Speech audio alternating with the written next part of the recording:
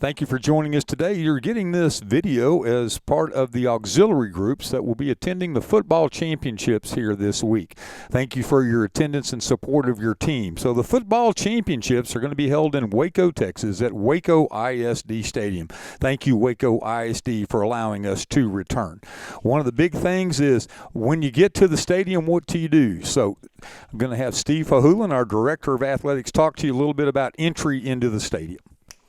Thanks, Brian. It's very important that as you bring your group, you enter as a whole group through the designated gates. That gate is at the south side of the stadium by the scoreboard. John, if you can show them the map there.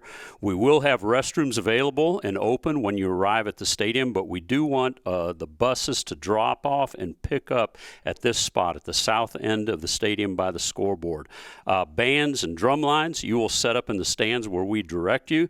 Cheerleaders and dance, if you're going to be on the field, you need to be outside the 20-yard line.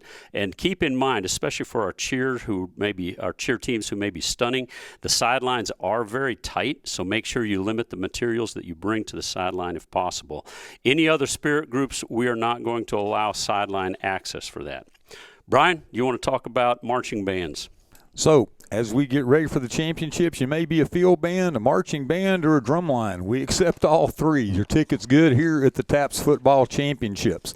So, one thing about field marching bands and drum lines is there are strict NCAA and TAPS rules about when you can and when you can't play. You may or may not have followed these rules throughout the season, but here at the TAPS Championship, we're going to ask that you respect them throughout.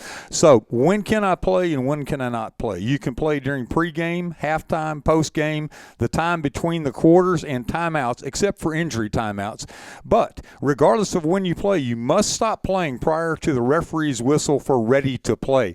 So that goes a long way to say you need to be watching the white hat. When he says ready for play, you quit playing. You don't get to play through the entire play of what's going on onto the field. The band may play the school fight song after a touchdown or a field goal or an extra point or safety. However, the director, again, must be sure to stop playing when the official blows the ready for play whistle to start the next play. This means that bands and drum lines, they can play. We do not allow jam boxes, boom boxes, auxiliary speakers to play your fight song. So it's either played live or it's not played at all. Again, when to play, when not to play. Last year and a couple years, we've had a little struggle with when you're warming up prior to coming out to play at halftime. Please make sure that you warm up facing away from the stadium. It seems like that's common courtesy, but you practice and warm up away from the stadium, and no whistles may be used at any time by the bands, drum lines, drill teams, or cheerleaders during the contest. Again, when to play and when not to play, just make sure that your band members are always acting in a positive manner.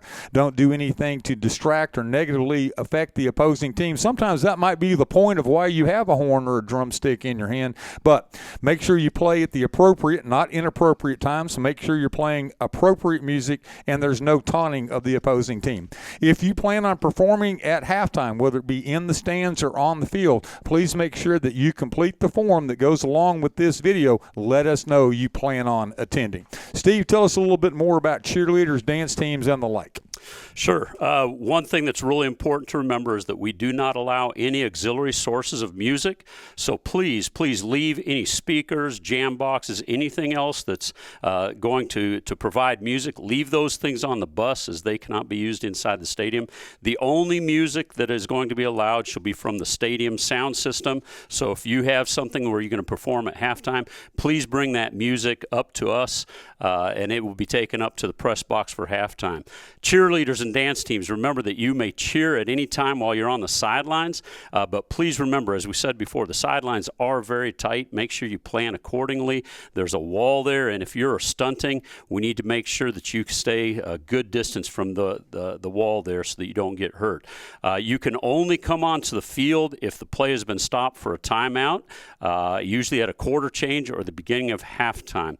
Just remember that all your stunts need to be in compliance with NFHS safety standards. This includes having spotters where necessary, and then once again, the proximity to the sideline wall is a little bit tight, so make sure you consider that whenever you're performing any stunts. If you have a halftime performance, remember that we sent you a form that needs to be filled out and returned to us. After the game, very important, remember that on the field should only be the players and coaches. Cheer team, dance teams do not go out on the field as part of the handshake line. You will not be part of the medal presentation.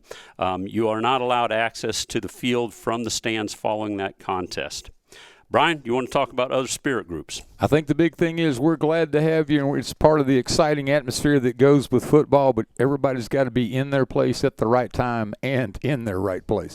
Other spirit groups, sometimes you'll have a group of young men or young women that get together and dress appropriately or call themselves a spirit group. As long as they have school personnel, will let them in as a spirit group. They must be directed by and directly accountable to that person. However, those auxiliary spirit groups will not be allowed on the sideline before, during, or after play. Again, questions, info@taps.biz, info@taps.biz, 254-947-9268. Go to www.taps.biz. If you've got any questions, you can click on athletics, click on either 6-man or 11-man football. We're excited about the football championships. We're excited about the atmosphere that the auxiliary groups bring. We're looking forward to having you there. When you do arrive on site, you'll be at that south end zone underneath the scoreboard. When you come in, you'll be either met by TAPS staff or stadium personnel. They'll help tell you where you can go, when you can get there, and how that's going to work. And again, the most important thing to me when I drove the bus was, are the bathrooms going to be open when we get there? And the answer is yes, they will be ready to go. You can get there about the same time as the teams, no more than 2 hours prior to the contest, and we look forward to seeing you in Waco this Thursday, Friday, and Saturday for TAPS Football 2022.